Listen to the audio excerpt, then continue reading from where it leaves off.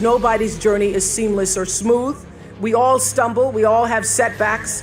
If things go wrong, you hit a dead end, as you will.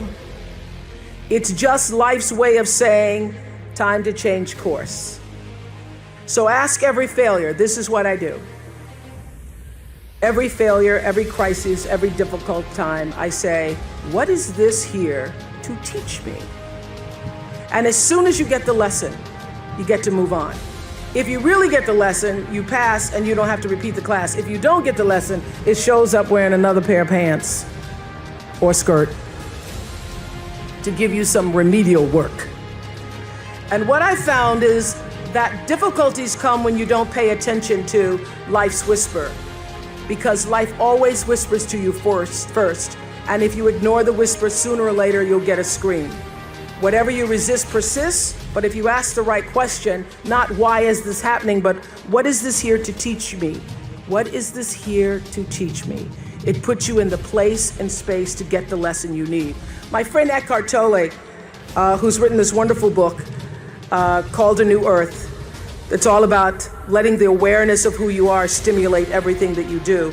He puts it like this. He says, don't react against a bad situation, merge with that situation instead, and the solution will arise from the challenge. Because surrendering yourself doesn't mean giving up, it means acting with responsibility. Okay, many of you know that, as President Hennessy said, I started this school in Africa. And I founded the school where I'm trying to give South African girls a shot at a future like yours, Stanford. And I spent 5 years making sure that school would be as beautiful as the students.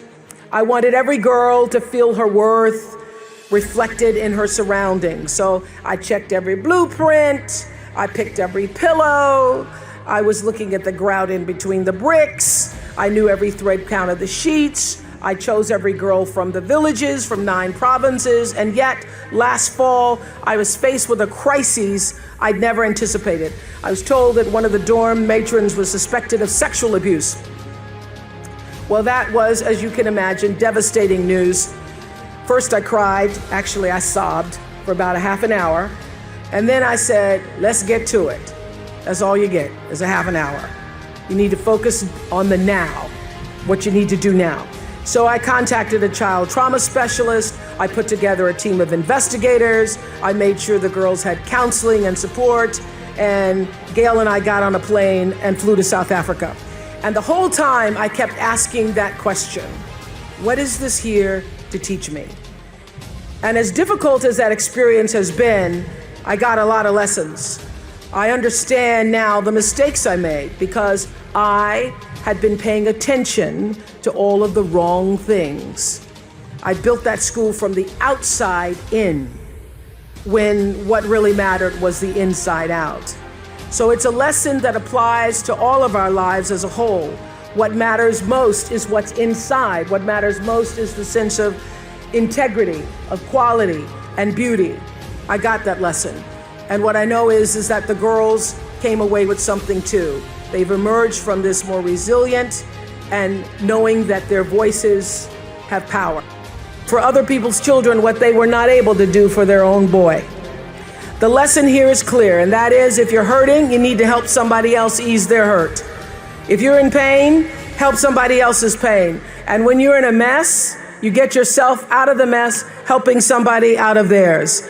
And in the process, you get to become a member of what I call the greatest fellowship of all, the sorority of compassion and the fraternity of service.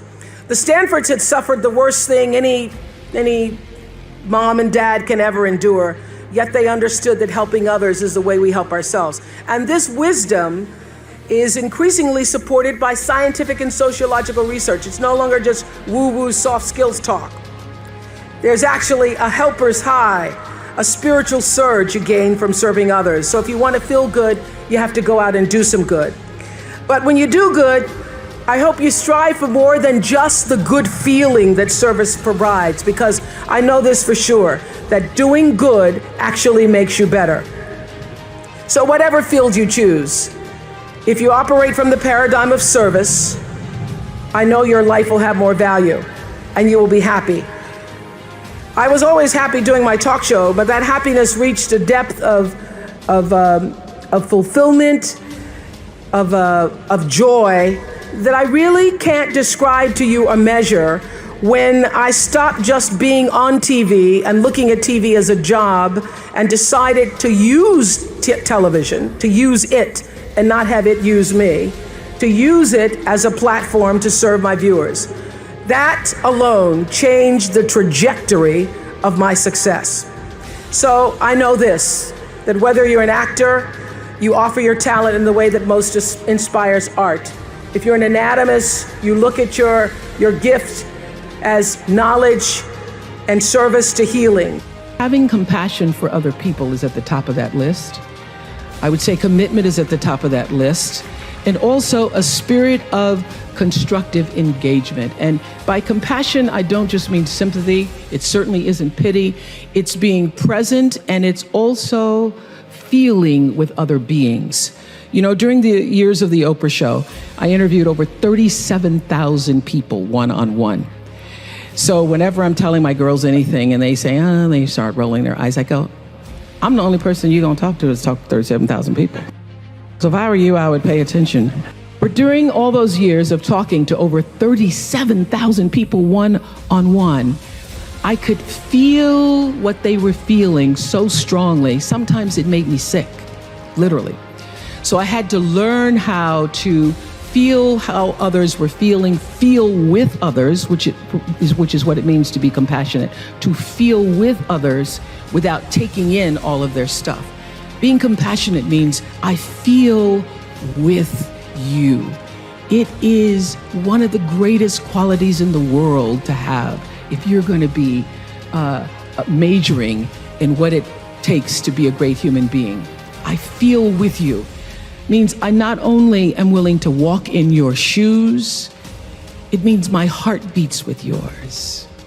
It means I see myself in you. It means I may not have shared that circumstance, but I know what heartbreak feels like. I know what pain feels like, and all pain is the same.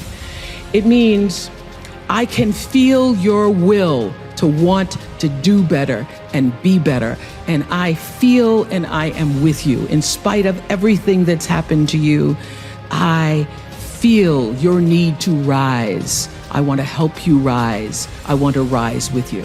If you can capture the humanity of people, if you can just capture the humanity of the people, of the stories that you're telling, you then get that much closer to your own humanity.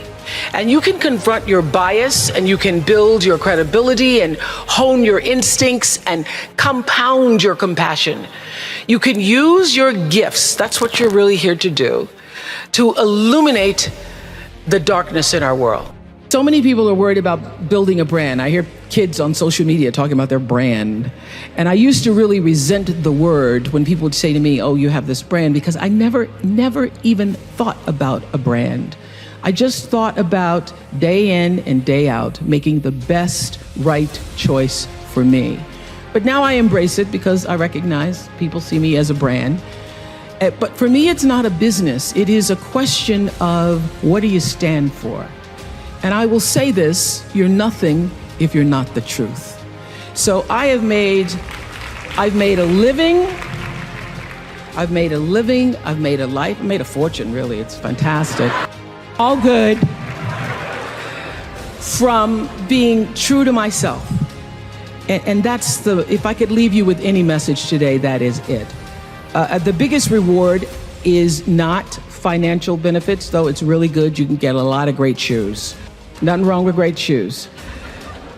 But those of you who have a lot of shoes know that having great shoes and a closet full of shoes or cars or houses or square footage doesn't fill up your life. But living a life of substance can.